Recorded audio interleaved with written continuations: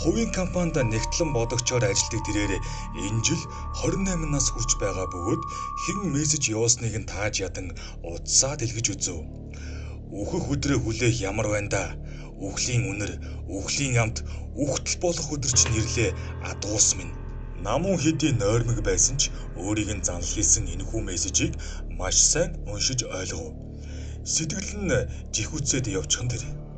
Өөрийн 4 цаг дөхөж байхад хэн нэгэн найз нь өөрөөр нь ингэж муухай бүдүүлгээр тоглоно гэж баймааргүй санагдана. Ингээд намууны нойр айснаасаа болоод бүрмөсөн хулжиж орхиод орон дээр өндийд суулаа. Тэрээр уг мессежийг ямар дугаараас явуулсныг мэдхээр утасныхаа дүрсийг доош гүйлгэж харав. Санаанд оромгүй юм. Ямар ч дугаар байхгүй.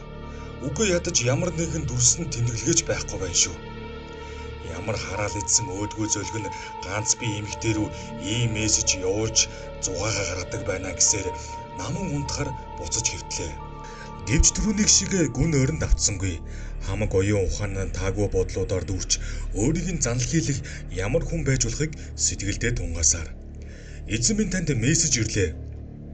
Намууны утасны энэхүү мессеж ирж буй дөхөө чимээ энергүй харанхуй гэрт хадлаа. Намун давхитлан зочхон дэр. Бас хинэн вэ? Арай саний нөгөө тэнийг амтэн чинь дахиад л занал хийж байгаа юм биш үсттэй. Химэн бодсоор намун утсаа дэлгэж үзв. Өөхөх өдрөө хүлээх ямар байна да? Үхлийн үнэр, үхлийн амт, үхтэл болох өдөр чинь ирлээ адуус минь. Зөлөг дахиад л энэ чинь намайг харин яадаг новш вэ? Дугаар нь гардаггүй, утаснаас намайг дарамтлах шаардлага энэ хүнд байгаа юм байх та. Сүүлийн 2 жилийн туршид ганцаар амьдрах болсон намун анх удаага л ийхүү жихүүцэн айд сандарч байгаа нь энэ байлаа. Түүний нүдэнд бүр нулимс цэлэгнээд ирэв.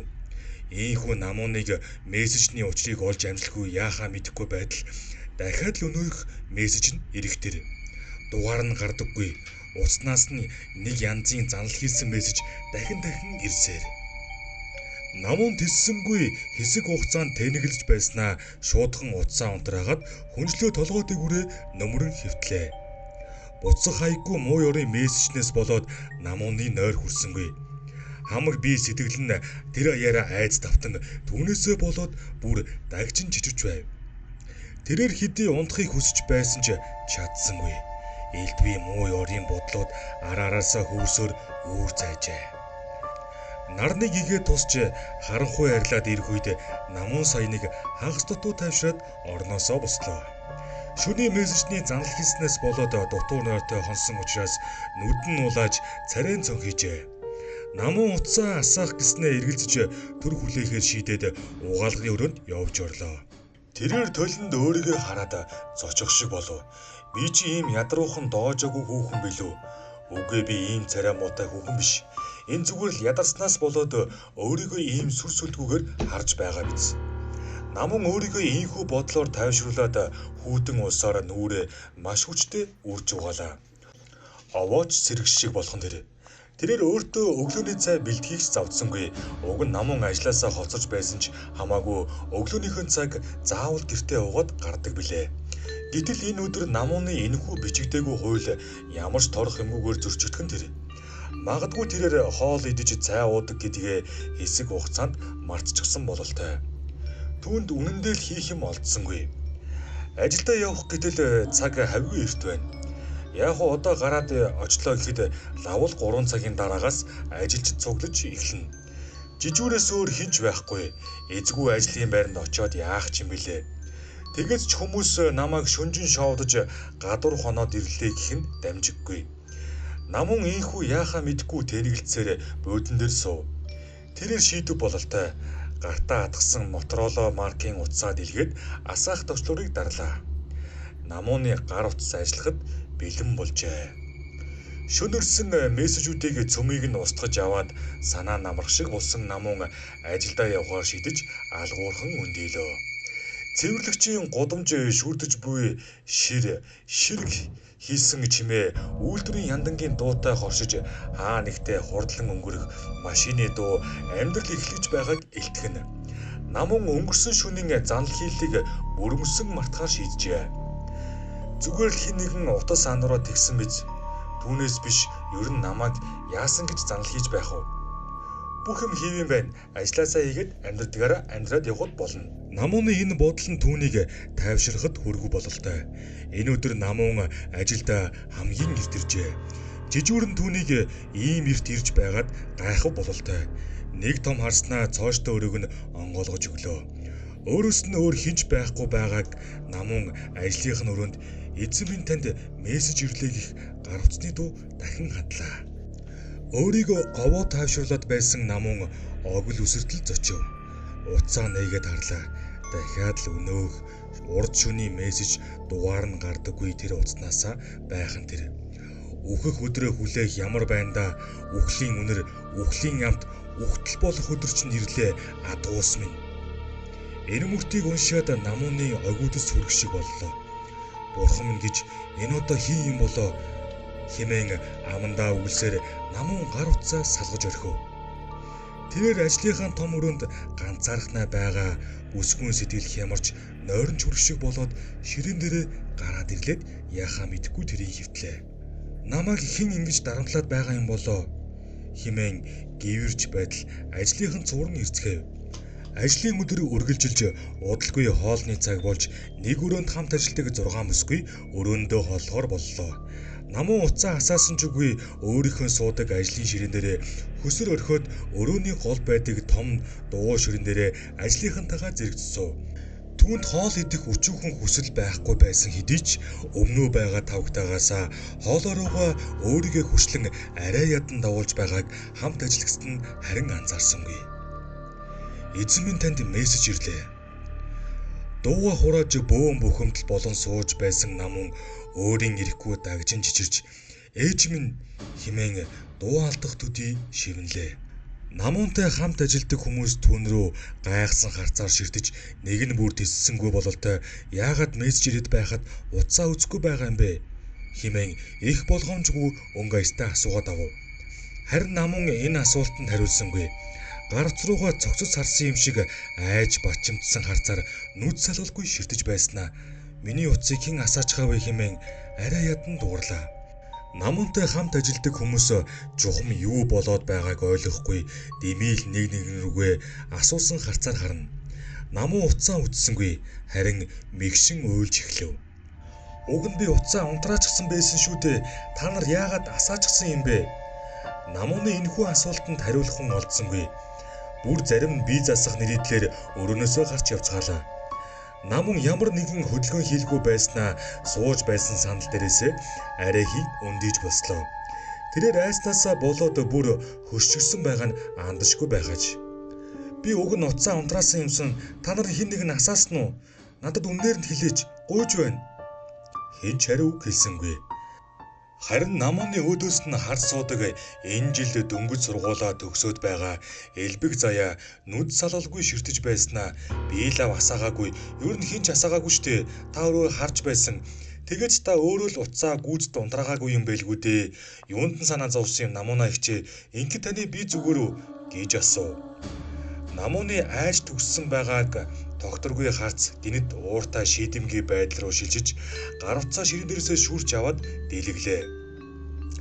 Утсаа салгахаар зугтчихно гэж бодоо юу? Өөхөх өдрөө хүлээх ямар байндаа үхлийн үнэр, үхлийн амт, үхтэл болох өдөр ирлээ адгуус минь. Намуун гар утсаа эгээтэл хан руу савчгсангүй. Мессежийг уншаад царай нь барааснаа сандал дээрээ суух биш зүгээр л унчхан тэр. Ажлынхан түүнд халуун цай аягалж өгөөд зарим нэг нь тухайг нь алгаараа үзээд халуунтай байгаа эсгийг нь шалгана. Намуун жаахан тайвширснаа утсаа буцааж унтраагаад надад санаа зовлтгүй би зүгээр хэмээн ажлынхандаа хандаж аяархан хэллээ. Удалгүй цөм өөрийнхөө ажилд орцгооход захирал нь орж ирээд би ч муу байгаа бол эртхэн харж амраарай намуунаа гэж хэлчихэд гарав. Намуун мессежний талаар ажлынхандаа юу ч ирсэнгүй.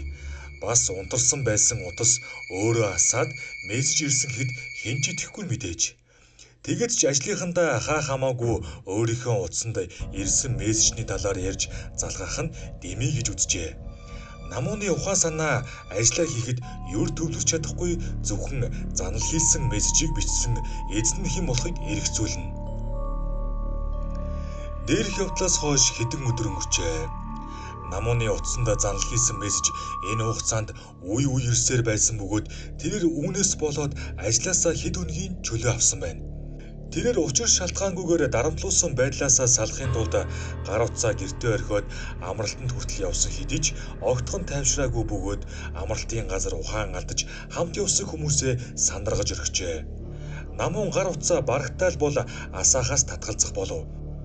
Гисэн хэдий ч бүр яалтчгүй гар утсаа салгасан хойно ч гэсэн гар утас нь өөрөө асаж өөнөөх занал хийсэн мессеж ирэх нь хэвийн үзэгдэл болжээ.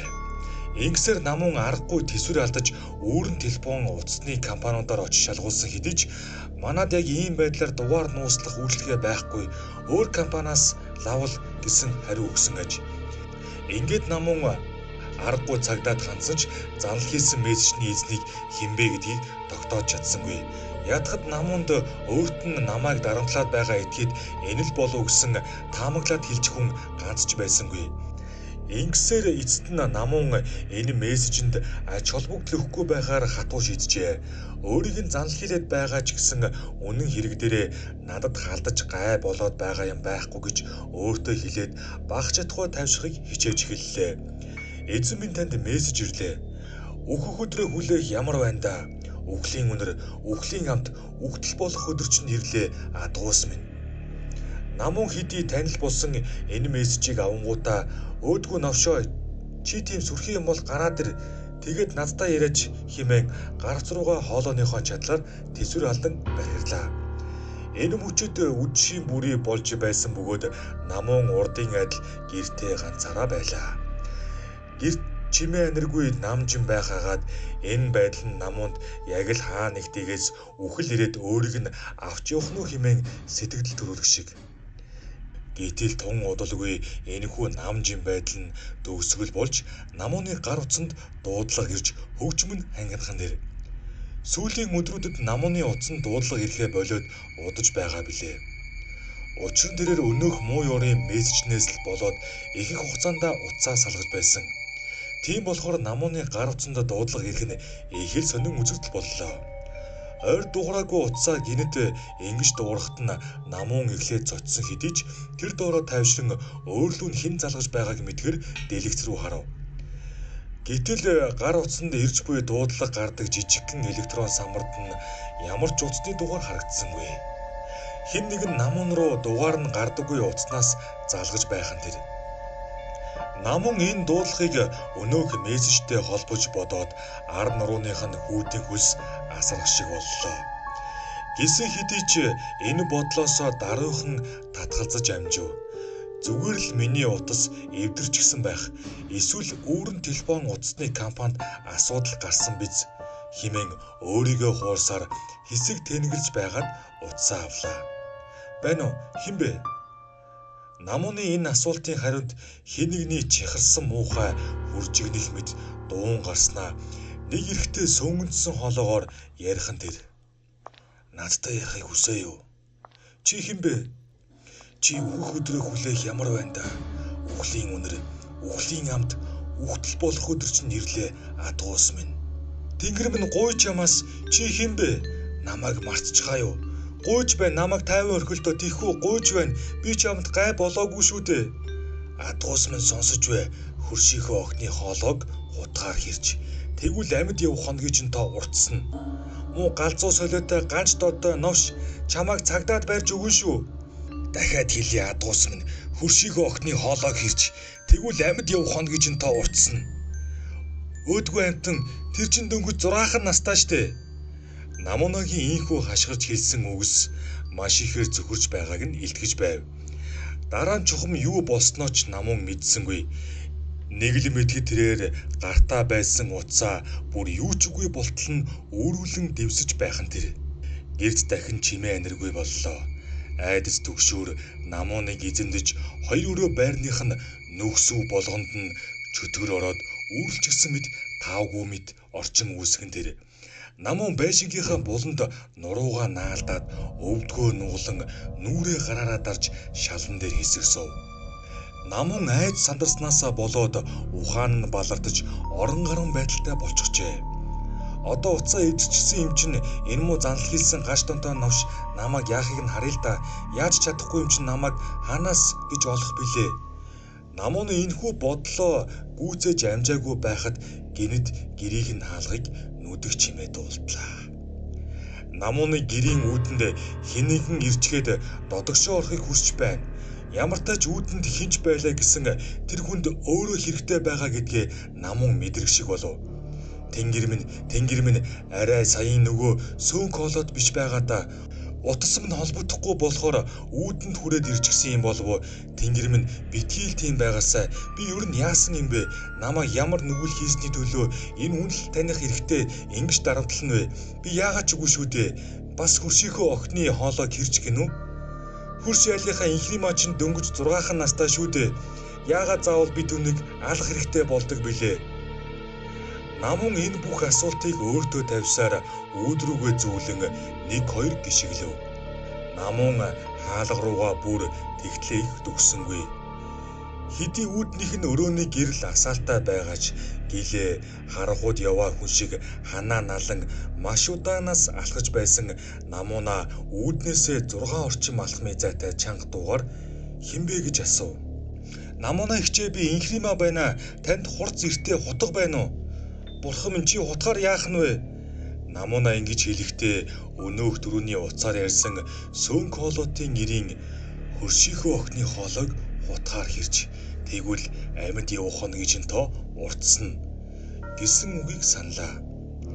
Намууны асуултанд инхримаа охин хэсэг хугацаанд хариулахгүй байж байснаа. Тэгээд танд хутга байхгүй юм уу? Байхгүй охин минь. Охины учир битүүлэг санаанд оронгүй асуулт басгүй өнөөх өөрийг нь занл хийлэгч этгээдийн хийснийг бодон төгссөөр намун хаалгааш тайлж өгсөнгүй. Уг нь тэрээр хөршийнхөө охин инхриматай маш дотн байдаг хэдий ч энэ удаа түүнийг гэртээ оруулахыг хүссэнгүй. Яагаад ч юм инхримаа охины энэ үг түрүүчийн занл хийлэгч этгээдийн хэлсэн хоёр урд хождын ямар нэгэн зүйлд санагдуулаад байх шиг. Гэхдээ чухам яг юу вэ гэдгийг намун нэрлэж чадахгүй байлаа. Энэ шөнө намун бүх өрөөнийхөө гэрлийг асаагаад том өрөөнийхөө болонд нурууга налан сууж өөрийг нь занл хийлэгч үл таних хэрэгтэй чухам хэн болоод ингэж уугүйгээр өөрийг нь зовоож байгаа тухай бодлоо. Ёстой л нэг бодоод бодын шир дөрөв гэдэг шиг түүний санаанд ойлгохтой учир шалтгаан орж ирсэнгүй. Энэ шүн намун тайван амарч чадсангүй жаахан дуг хийх болгонд бол өөрийгөө ямар нэгэн эсэргүүцэд үзүүлж чадахгүй инхримаа охиныг тарчлаан зовоож том болиулсан хутгаар хоолойг нь хэрчж байгааг харах аж. Цус годгодон үсэрч жаахан охины амь тайван тийжилж байгаа нь тодоос тод харагдахад намун зүуднээсээ зочин сэрэв. Тэнгэр минь ямар муу ёрон зүудгээч энэ вэ хэмээн дөнгөж дуулдах төдий шивсэн болов.